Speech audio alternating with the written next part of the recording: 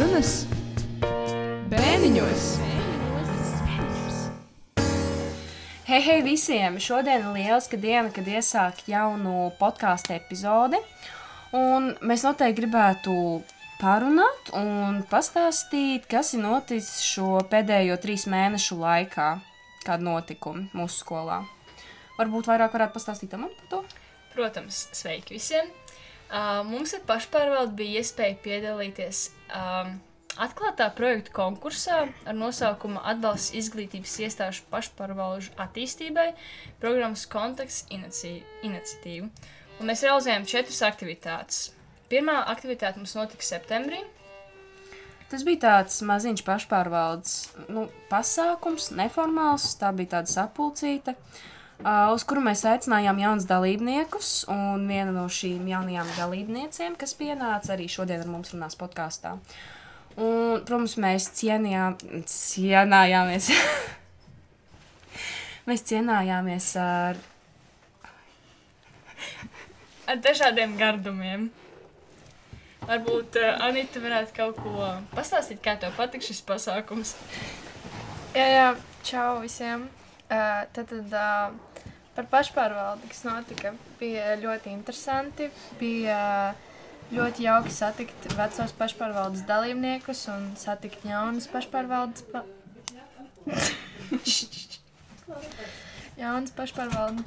dalībniekus. Un bija ļoti jauki iepazīties ar jau sen bijušiem draugiem, kas ir pašpārvaldē, un arī klasabiedrus ieraudzīt tajā pašpārvaldē, kā jaunos dalībniekus, un bija ļoti interesanti runāties, un bija ļoti garšīgi gardam.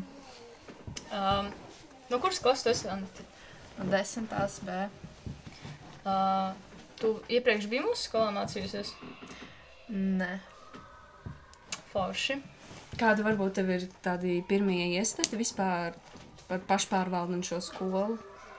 Šī skola ir ļoti interesanta, skatoties to, ka ne visas skolas ir vienādas un ne visi likumi ir vienādi katrai skolai. Un podkāstā piedalos pirmo reizi, tā var teikt, jo Teiksida skolā nav bijušas nekādas podkāsti.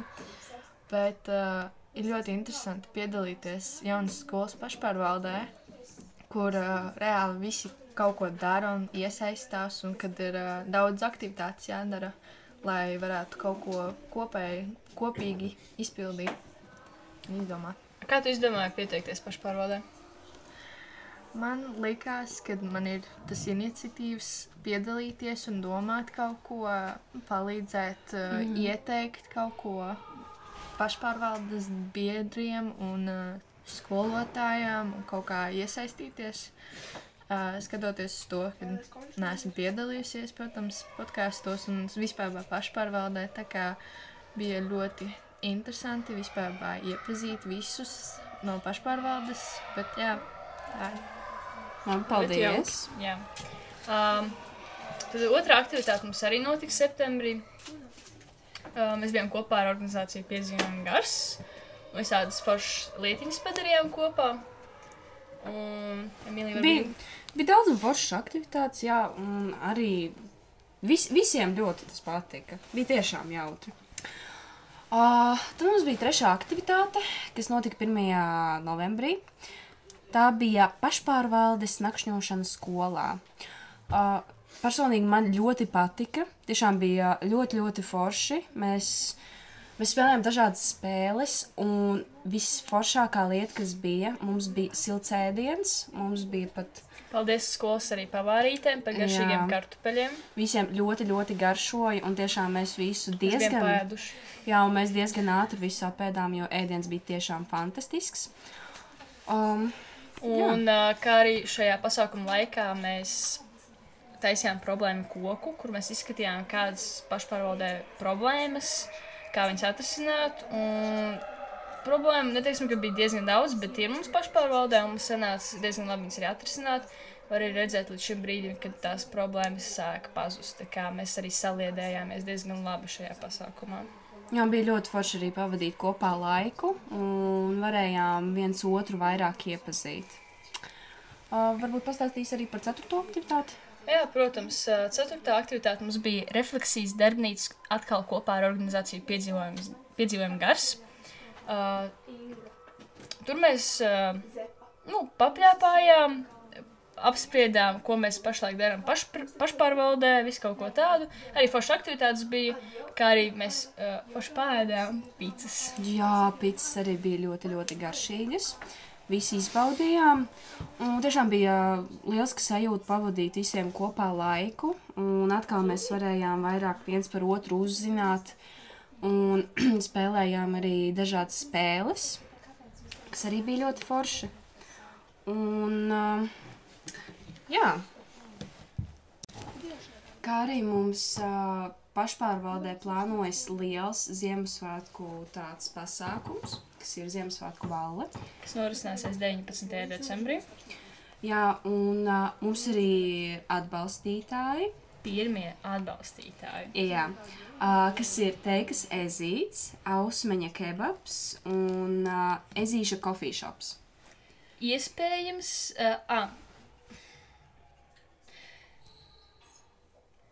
šī balva būs no 9. līdz 12. klases skolāniem, un mēs varam bišķi pačukstēt priekšā, ka iespējams no šiem atbalstītājiem ir gaidāmas arī kādas balvas. Jā, un mums vēl ir viena jauna tāda skolas tradīcija, kas ir reizi mēnesī jālasa. Mēs stundas laikā lasam kādu grāmatu. Anita, kā tev patīk šī tradīcija jaunā? Vai tev iepriekšējā skolā ir bijis kaut kas tam līdzīgs vai nav? Jā, šī tradīcija ir ļoti interesanta. Neesmu nekad piedzīvojusi. Iepriekšējā skolā, protams, nav bijis tā, tāpēc, jo, kā jau teicu, katrai skolai ir citādāki likumi un citādākas tradīcijas. Protams, lasīšana ir ļoti laba. Tā kā, jā.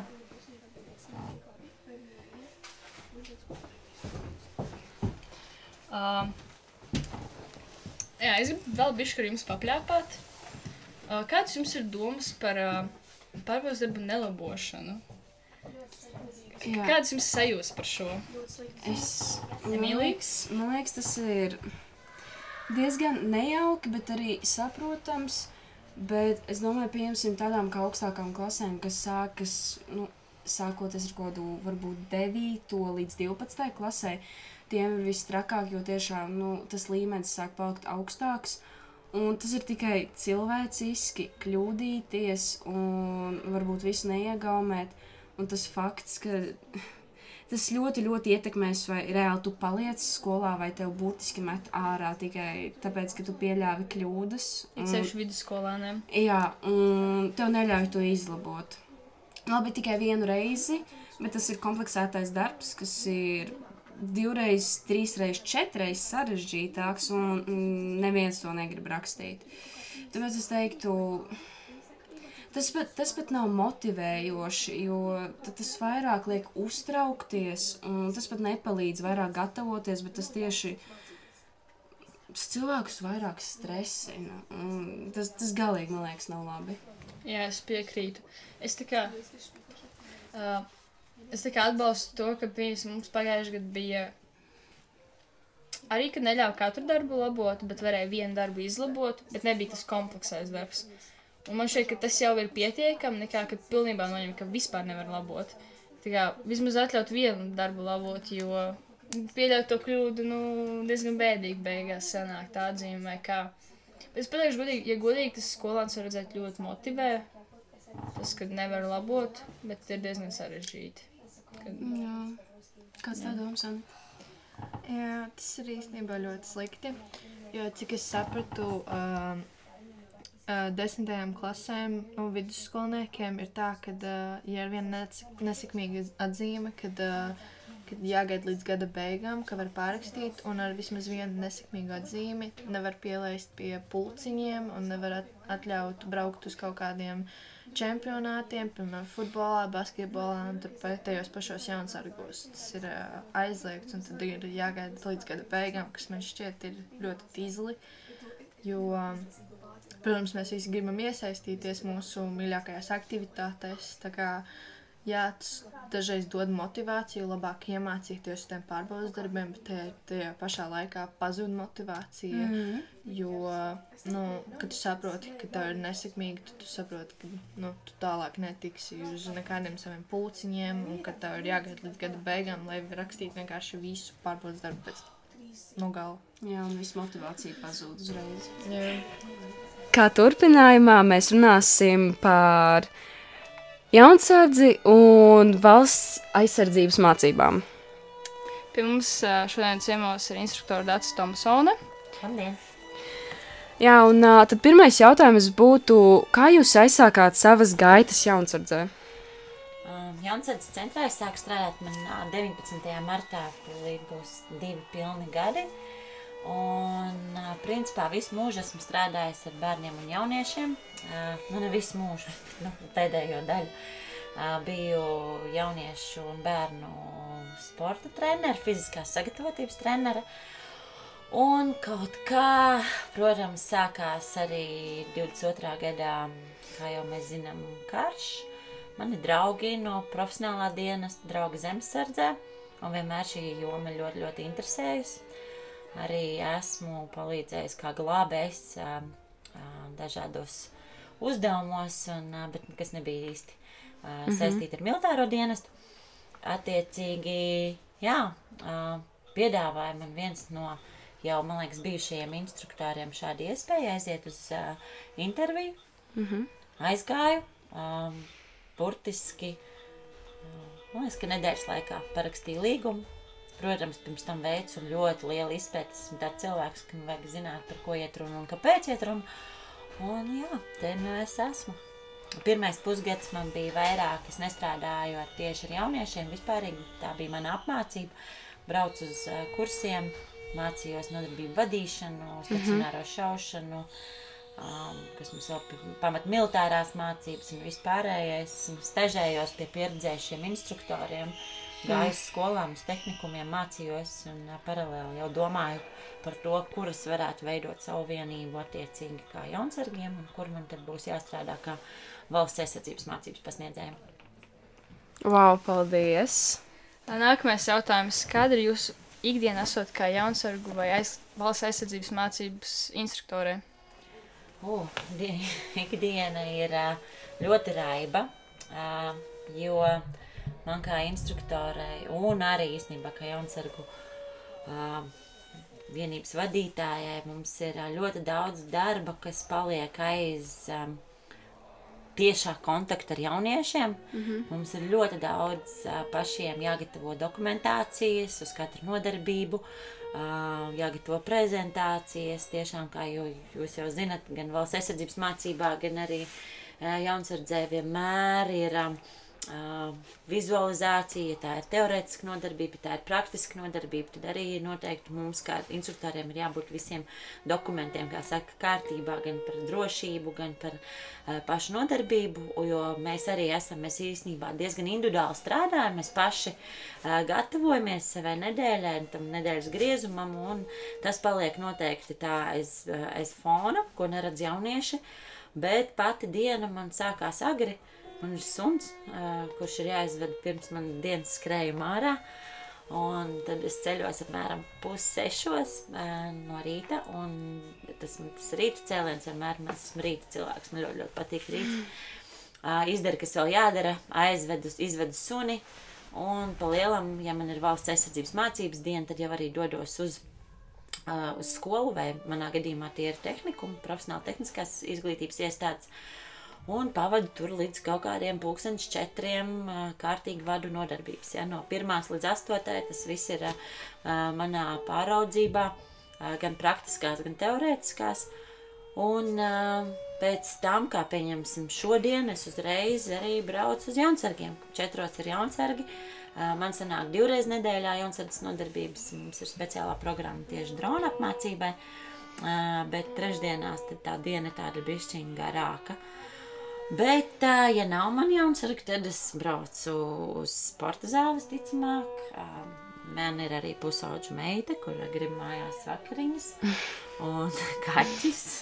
Un īstenībā, jā, vakaros ir vakaros sanāk vai nu pagatavoties kaut ko rītdienai, vai principā, jā, tāds mierīgs savs treniņš, pastaigāt atkal ar suni un tā, to kā tā. Bet jums kā instruktorai pašai pietiek laiks arī citiem hobijiem, varbūt tās, ja tāda ir?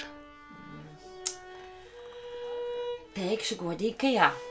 Jo īstenībā es ļoti mācos arī to savu laiku strukturizēt. Man ļoti patīk, es to saucu par rāmu un disciplīnu, kad darba dienas man ir darbam, un arī pat, ja varbūt es esmu ātrāk mājās, es varbūt to pēcpusdienu veltīšu darbam, un kaut kādiem sagatavošanas nākošiem mēnesim plānošu darbus vai kaut ko tādu, bet noteikti brīvdienas man būs priekš manis un maniem hobijiem.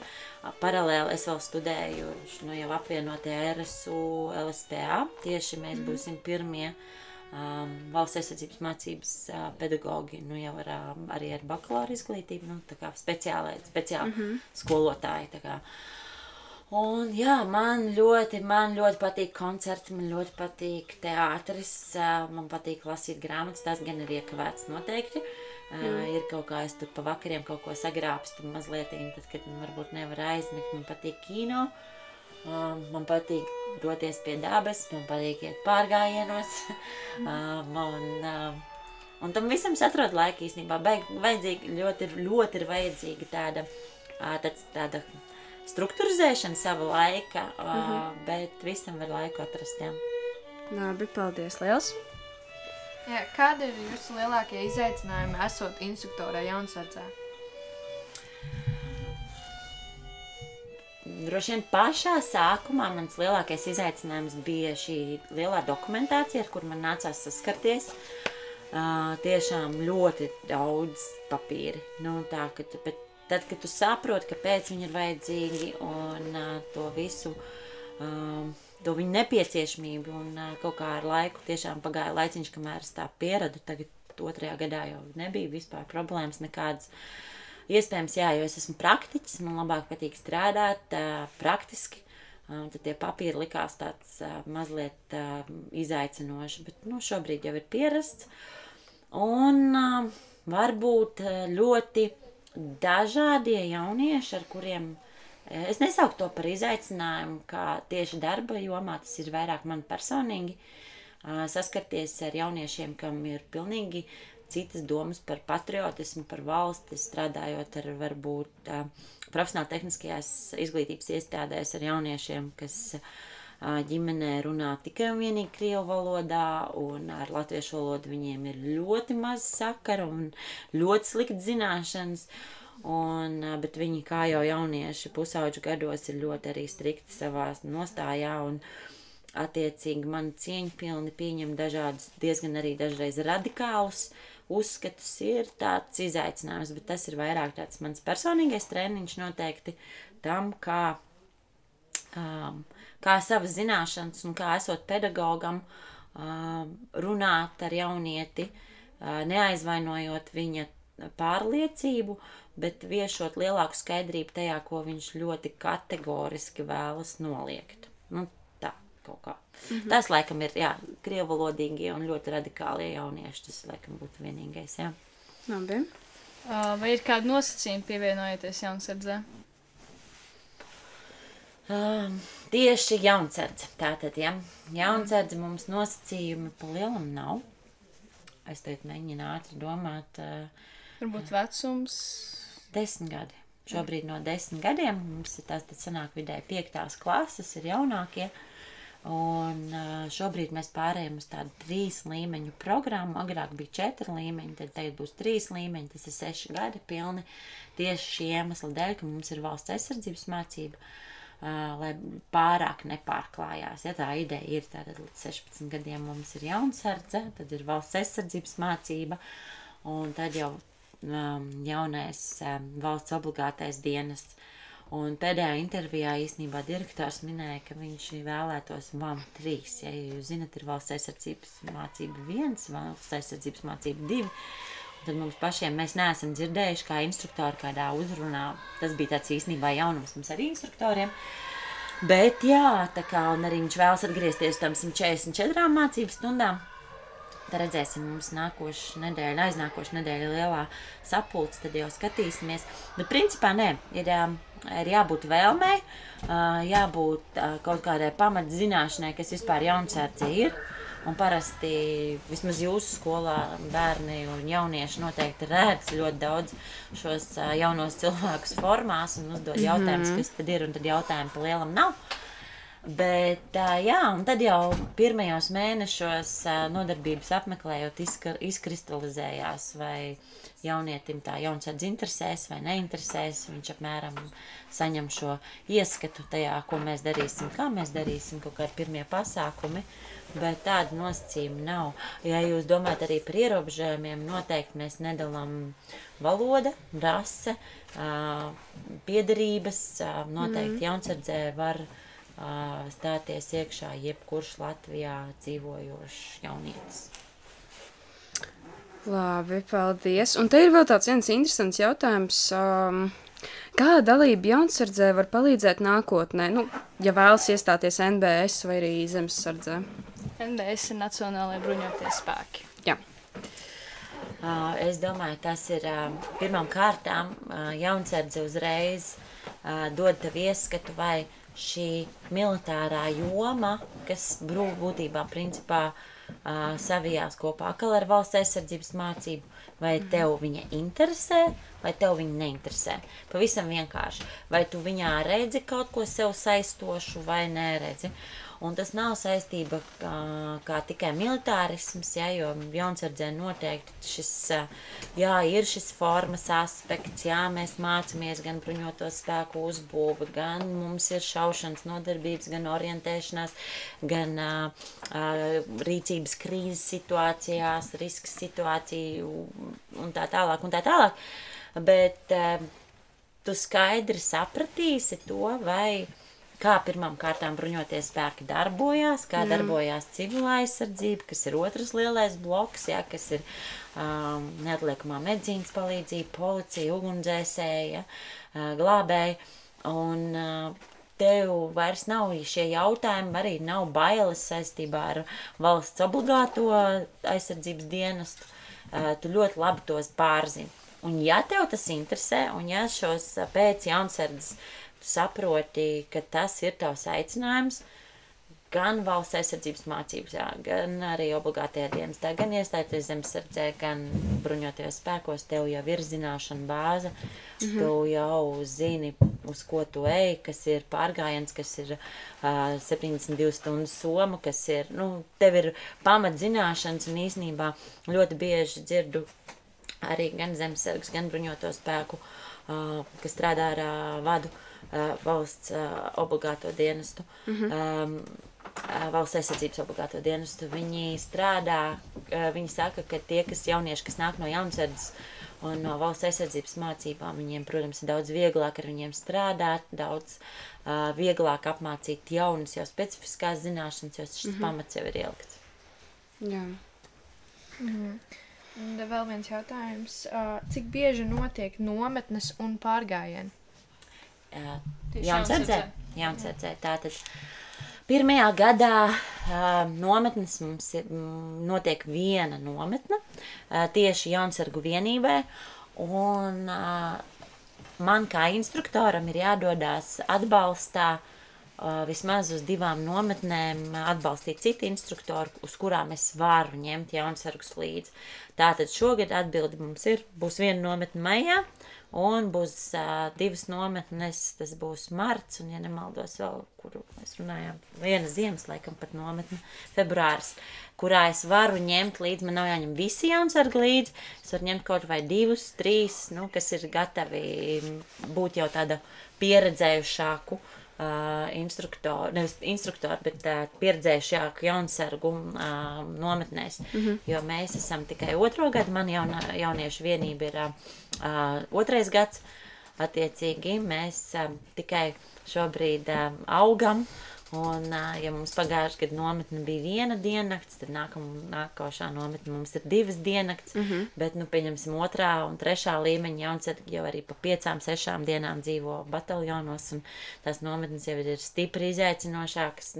Varbūt fiziski mazāk, varbūt psiholoģiski tīri būt prom un tādā disciplīnā dzīvot. Tā kā, jā, tas ir reiz gadā ir obligātā, un tad 2 ir tādas, kurās var izvēlēties braukt vai ne. Tie, kas piedalās valsts aizsardzības mācībā, viņiem arī ir iespējas kādām nometnēm tikt? Jā, protams, mums ir valsts aizsardzības mācība 1 un valsts aizsardzības mācība 2. Pēc 2. gada visi tiek aicināti apmācāmie piedalīties nometnē, kas vienmēr kas līdz šim ir notikusi gan Alūksnes, Lāčsila poligonā, bataljonā, gan Mežainē, gan, es pat nepateikšu vēl, kur tad lielajās bāzēs, un tās ir 23 dienas, 23 dienu nometne, kurā atbraucot jums tiek izdots pilns ekipējums, un tad šīs zināšanas, kuras jūs 2 gadus mācījāties, jūs reāli liekat lietā. Ja pieņemsim skolā, jums nebija tur, tagad tikko bija iespēja nomaskēties nedaudz, civilajās formās, tad tur jūs pa lielam maskēties gandrīz katru dienu, jūs dodaties uz mēžu, jums ir orientēšanās, bet dienas ir ļoti interesants, tādā ziņā ir saliedēšanās pasākumi, ir ekskursijas, tur ir iespēja apgūt pilnīgi pilnu kursu pirmo medicīnisko palīdzību, un pēc tam jūs saņemat apliecību, kas ir derīgā, ja jūs liekat ietlikt tiesības. Jā, tā dzīvošana 23 dienas uz vietas, ir bijuši situācijas, protams, ka jaunieši izkrīt, varbūt kāda trauma, varbūt kāds emocionāls pārdzīvums, lai gan emocionāli mazāk, bet pārsvarā kaut kādas neveiksmīgas sadzīviskas traumas ir bijušas. Bet jā, un oficiāli tas ir valsts aizsardzības mācības 2 pēc 2. gada. Bet aizpagājušajā gadā, kad tika veidot šīs lielās nometnes, atsaucība no 2. Kad nebija obligāti vidusskolās vēl. No 2. bija mazāka, jo daudz jaunieši devās praksēs, devās strādāt jau, un bija grūti savākt to nepieciešamo skaitu, jo nometnē tāds mērķis direktoram ir ap 200 jauniešiem vienā nometnē. Jā, daudz, un ņēma no pirmajiem gadiem arī, un brauca un ļoti sekmīgi pabeidza nometnes, saņēma certifikātus un apliecības. Tā kā šobrīd oficiāli pirmos aicināt uz nometnes vēl nedrīkstu. Tas varētu būt kaut kāds janvārs, kad būs, vai februārs, kad varētu būt sākt šī rekrutēšana uz nometnēm. Un tad jau mēs sīkāk zināsim, jo no pirmajiem, protams, atsaucība ir ļoti liela. Ir sevišķi, ja ir bijis labs instruktors un ir kārtīgi ievilcis tajā valsts aizsardzības mācībā, tad, jā, skatīsimies, kā būs. Bet šogad, protams, pārklājums valstiskais ir daudz lielāks, tā kā varbūt arī nebūs problēmas savākt visus nepieciešamos. Man liekas, 3 lielās nometnes būs šogad, jā. Vai jaunsargiem arī ir iespēja piedalīties vēl nometnēs, tie, kas apgūst valsts aizsardzības mācību? Protams. Un arī runājot par nometnēm, cik jūs pat esat piedalījusies? Nometnēs? Lielajās? Jā. Tieši valsts aizsardzības mācības? Vispār saistībā ar kaut jaunsardzi vai jebkādi? Man ir, man ir kaut kāds 6-7 nometnes jau kopā ir arī pirmajā, kas bija pati pirmā tāda nometne, kurā mēs pirmā 23 dienu nometne, kas bija pagājušajā gadā Alūksnē, tajā es arī biju atbildīga, bija viena no strādāju, vadīju ierindas mācības bloku tieši, un bija ļoti interesanta pieredze. Pagājušajā gadā es braucu uz Igauniju ar jauniešiem uz Baltic Guard, tādu starptautisku nometni, tas ir Igaunija, Lietuva, Polija un Lielbritānija. Jaunieši sanāk kopā un tiešām ļoti mūsu uzņēma brīnišķīgi igauņi ar tādu taktiskajiem uzdevumiem, gan 3 dienu garumā mēs mežā dzīvojām un tiešām ļoti forši. Bet, un tad man bija Ukrainas nometne, tāpēc lielajās nometnēs es nepiedalījos pati šogad, nākamgad brauksim, jā, protams. Būs. Jau gada plānā ir jau ielikts, jā. Super. Šis nākamais jautājums ir nedaudz saistīts ar iepriekšējo, bet kādi ir interesantākie vai aizraujošākie pasākumi, kuros jaunsargiem ir iespēja piedalīties? Man liekas, ka jaunsardzes programma vispār ir ļoti tā kā pārdomāta, jo katru pusgadu pirmkārt mums ir jābūt konkrētām, mums ir jābūt pārgājienam, mums ir jābūt patriotiskiem pasākumam, mums ir jābūt ekskursijai, mums ir jābūt orientēšanās, mums jābūt šaušanai, sevišķi jau ar 1-2 līmeni, un attiecīgi tie ir sestdienu pasākumi, kas ir ārpus nodarbībām, un parasti ir kaut kādas savas stundas, 5 un 6 vai pat 7, un pilna tā kā diena ar pusdienām pa vidu. Kad jaunieši dodās uz šiem pasākumiem. Protams, nometnes ļoti gaida.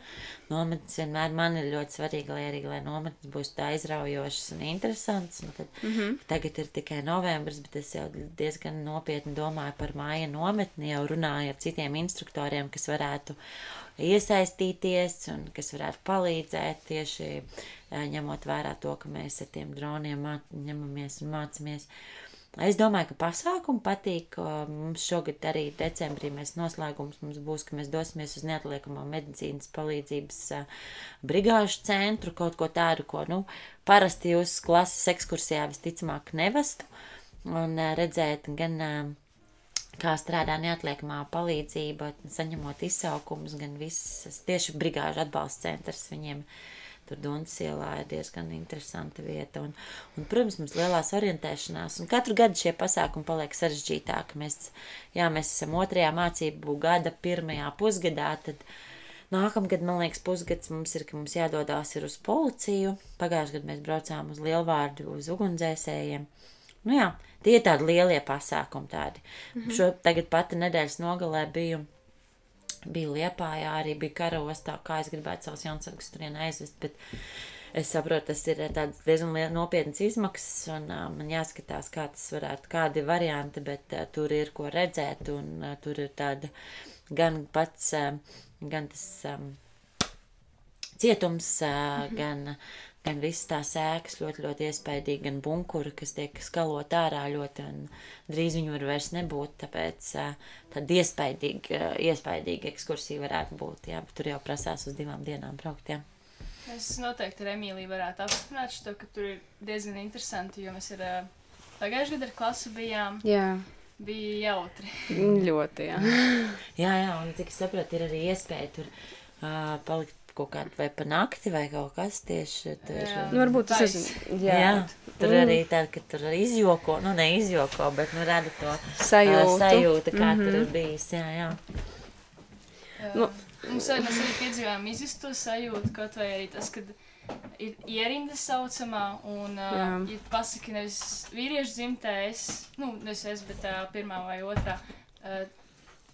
Tad uzreiz liek pumpīšus darīt, ja nepareizi pasaka. Jā, visiem liek darīt pumpīšu, nevis tam cilvēkam. Jā, tā padomi, jā. Jā, jūs tieši atceros, mums lika nostāties, mēs saucām, un es kaut kā galīgi neaizdomājos, un es domāju, es pateikšu, nu sieviešu dzimtē, un kāda starpība. Un tad pateicu, jā, un tad visiem pilnīgi lika taisīt pumpīšus, jā. Es atvainojos par to.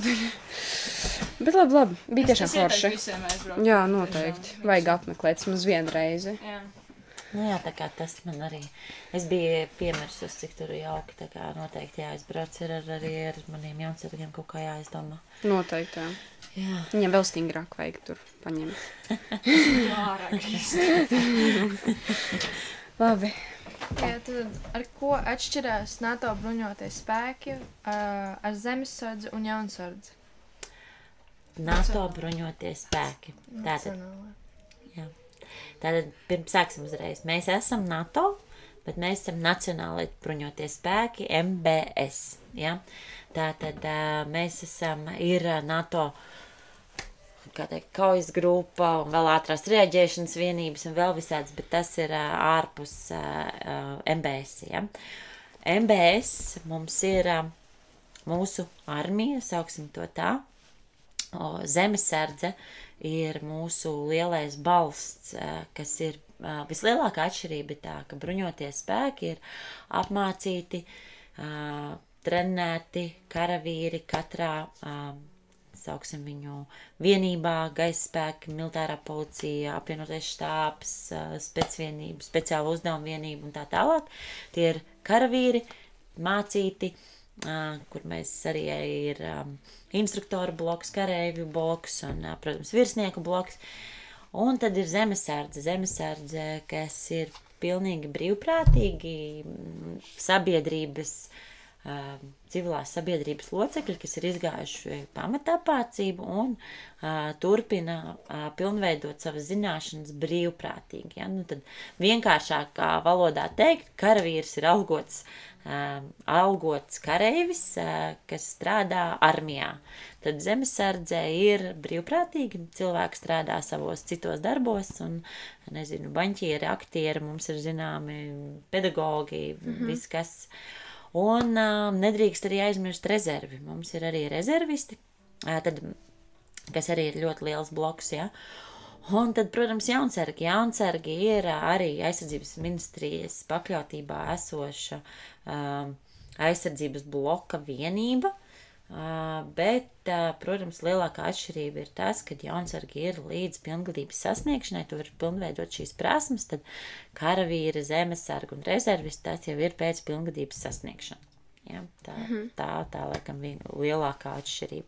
Bet, nu, viņas ir visas saistītas, kā es jau ieminējos par to, ka mēs mēģinam aizsardzības tālākā koncepcija, mēģina arī saintegrēt tā kā sinhroni, kad ir, tu esi jaunsargos, tad tev ir valsts aizsardzības mācība, un tad tu vari iziet obligāto dienestu, vai jau iet uz akadēmiju, vai pievienoties bruņotiem spēkiem. Tāds, lai tāda, it sevišķi jaunietim, kam tā interese ir, kas tajās jaunsargos ir to, kam tas ir iepaticies, lai viņam var būt ļoti plūstoši pārēji, un īstenībā MBS-ā ir brīnišķīgs karjeras izaugsmas iespējas. Es domāju, tas ir viens no tādiem garantētākajiem darbiem, ka tev ir garantija par, ja tu konstanti spēja izaugt un pilnveidoties un attīstīties un saņemt attiecīgi arī atalgojumu atbilstoši savai izdienai un vispārējo. Jā. Jā, vai jaunsargiem ar 3. vai 4. līmeni ir ļauts palīdzēt valsts aizsardzības mācības instruktoriem? Jā, protams. Kāda viņa pienākuma, ja viņiem, nu, Ja vispār tāda ir. Dažādi. Tur varbūt jums vēl ir tikai 2 mācību mēneši bijuši, bet pieņemsim tie paši kaut kādi kontrola darbiņi, pārbaudas darbiņi, vai, piemēram, ir plānota orientēšanās kaut kādu orientieru izlikšana, pirms, kamēr instruktors strādā, kaut vai, es nezinu, instruktors aiziet, nezinu, pusdienās, nu gluži ne, bet iziet kaut kur kāds telefons zvans, tad jaunsargā parasti saucās instruktoru palīgs, attiecīgi, un tad var palīdzēt ar kaut kādiem tīri praktiskiem darbiem. Var, ja instruktors uzticās un palīgam droši var arī pilnveidot un uzlabot viņa prasmes saistībā ar nodarbību vadīšanu, ja viņš grib kādu nodarbību pats sākt vadīt vai praktizēt šādu, ja viņa plāns ir varbūt pēc vidusskolas pievienoties jaunsargu instruktoru pulkam tieši nevis iet uz bruņotiem spēkiem, vai tas ir arī pilnīgi, mums ir instruktori, kas ir bijuši jaunsargi un kas vienkārši pēc vidusskolas ir pievienojušies instruktoriem. super. Jā.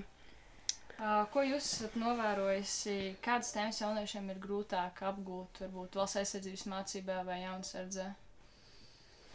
Es domāju, tās, kuras ir saistītas ar, bet viņas mazāk paliek, vairāk bija tādas pārklājošās nodarbības, kas ir saistītas ar Latvijas vēsturi, ar mūsu brīvības cīņām, ar patriotismu. Man liekas, tur varbūt pat nevis grūtāk, bet drīzāk ir garlaicīgāk, bet tas atkal ir no instruktora atkarīgs, kā viņš pasniedz šo tēmu, ja. ļoti dažādi, jo tiešām veicot aptaujas par katru gadu mēs tā kā savalkam galus kopā, apjautājam, tieši apmācāmos par to, kas ir paticis, kas nē, vienmēr pirmā vietā būs noteikti šaušana, tas būs obligāti, tā kā pat ja kaut kādos pavasaros tur dažreiz tie ieroči jau sāk nedaudz karstās dienās kaut ko buksēt, un tā šaušana sanāk tāda neturkārtīgi izšauties, bet, nu, tāda tiešām uz to mērķu sasniegšanu nodarbības, tad orientēšanās pārsteidzoši arī ļoti patīk, sakarmācība arī ļoti patīk, jā, tad es domāju, tie teorētiskie bloki un varbūt ir tie, kas jau, zingā, liekas, kad pietiekam mēs jau teoriju mācāmies skolā, ka gribās no tās valsts aizsardzības to praktiskumu vairāk ņemt.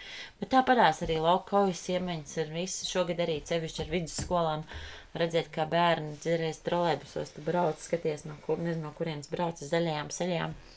Tā kā tad jau tas strādā visās skolās. Jā, mēs arī esam 10. klases skolnieci, mums arī bija jāmaskais, bija diezgan interesanti. Jā. Emīlijā, ko jūs varat no savām emocijām? Jā, bija ļoti interesanti. Ir tādas ļoti smukas bildes ar mūsu sejām, kuras es ceru. Smukākā. Man bija vienkārši fenomenāli. Es biju pret par to, ka man krāsotu seju, bet beigās man pierunāja un pateica, ka, ja nekrāso sejas, dabūs zemāk atzīmi, ko es negribēju. Bet, godīgi sakot, es nezināju, kā likt tās proporcijas, un es izstījos beigās kā Šreks, pusklās izstījās tā. Bet, jā, bet tā bija ļoti jautri, un, noderīgi. Nezinu, vismaz bija forši. Es nevaru sūdzēties tiešām. Jā, piebilst, Emīlija mums te ir vienīgā, kas nav saistīta ar visu šo. Jā. Tāds... Es mācos no Amandas par visādām jaunsardzes lietām, un tad, kad divām, viņa man arī diezgan bieži kaut ko pamāca vairāk, arī papildus, kas ir ļoti forši. Paldies. Bet man ir arī tāds mazs jautājums vairāk par jums tieši. Ja jums piedāvātu jebkādu citu darbu, vai arī turpināt strādāt kā instruktorē, jūs izvēlētos kaut ko citu, varbūt, ko jūs bērnībā vairāk gribējāt, vai arī kādu brīdi jums ienāk prātā, es tagad gribētu kaut ko tādu izmēģināt, vai arī jūs tomēr palikt pie šī paša darba? Man tieši jūsu vecumā, bišķiku vecāk, es biju 12. klasē, tas vēl bija, pirms mēs bijām iestājušies Eiropas Savienībā un pirms mēs bijām NATO. Man bija iespēja aizbraukt uz ASV, pat nevis bija iespēja. Es diezgan apzināti liku angļu valodas eksāmenu, un pēc tam ir tāds SAT, tāds testi, kas ir priekš Amerikas koledžām. Jā. Un ticiet vai ne, man bija mērķis militārās akadēmijas. Bet... ja man būtu toreiz zināšanas par to, ka, pieņemsim, no kājniekiem tu vari kļūt par virsnieku, jo viņiem ir 4, tajā laikā bija, es negribu samalot tagad, ir 4 spēcīgas akadēmijas, bija tie saucamie kājnieki vai marines, tad jūras spēki, gaisa spēki un West Point, kas ir tāda pilnīgi virsnieku akadēmija, un tajā laikā bija pat tādas iespējas caur ASV vēstniecību šos eksāmenus likt. Un dēļ tiem SAT testiem es tiku tikai tajā kājniekos. Es tā kā gribēju uz gaisa vairāk vai uz West Point. Un es pametu ar roku. Un tā kā tas bija tāds man diezgan nepiepildīts sapnis, attiecīgi, bet kā dzīve ir pierādījusi, tad kaut kā izmet loku un atgriezies atpakaļ šajā jomā. Un es domāju, kamēr nebeigsies karš, es šeit palikšu. Tas ir viennozīmīgi, jo tās zināšanas, ko es varu dot jauniešiem, tieši kaut kādai rīcībai krīzes situācijās, un pat ne tikai priekš jauniešiem, bet es zinu, ka jūs aiznesat to mājās, jums rodās nedaudz savādāks priekšstats par to, ko jūs dzirdat ziņās, par to, ko runā propaganda, ko runā dezinformācija. Attiecīgi es jūtu tādu nelielu misijas uzdevumu, kamēr iet karš, turpināt šeit būt noderīgai, un nedod Dievs, ja tiešām kaut kāda eskalācija notiek un sāstinājums, tad noteikti ar savām zināšanām varu daudz vairāk palīdzēt nekā aizējot varbūt uz kaut kādu mierīgāku, ērtāku darbu vai pozīciju. Tā kā jā. Paldies! Jā, milzīgs paldies. Jā.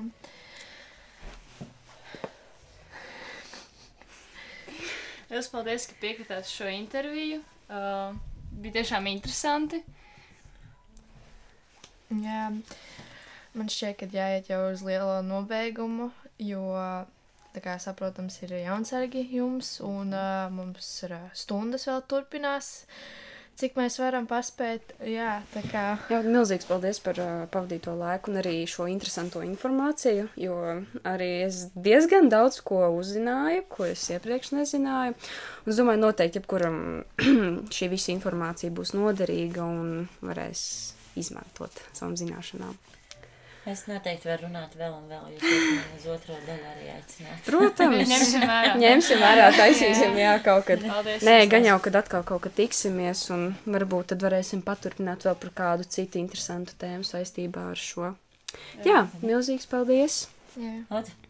Kā arī piesakojiet mūsu sociālajos tīklos. Instagramā mums ir atrast R45 vsku apakšvītra supu, kā arī R45 vsku apakšvītra citāti. Un savukārt TikTokā mūs var atrast rakstot R45 vsku apakšvītra SP sarunas bēniņos, bet viss ir ar īsajiem, bez garumzīmēm un ar mazajiem burtiem. Jā, Kopā raksta. Jā, un Jā. kopā viss ir. Un Facebookā mūs var atrast Rīgas 45. vidusskolas skolēnu pašpārvalde. Paldies jums par šo, ka noklausījāties. Un noteikti tiksimies atkal kaut kad drīzumā. Bye! Čau! Čau! Sarunas bēniņos!